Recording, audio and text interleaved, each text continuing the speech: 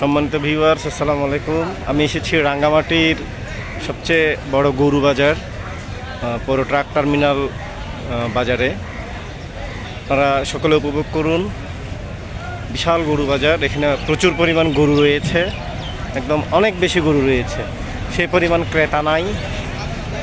প্রচুর পরিমাণ গরু আপনারা সবাই লক্ষ্য করুন। বিশাল গরুর হাট বাজার।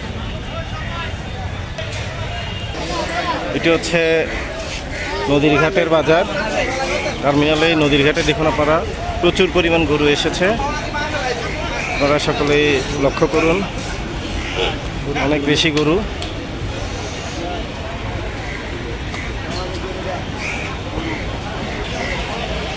অনেক বেশি গরু, আপনারা সবাই দেখুন।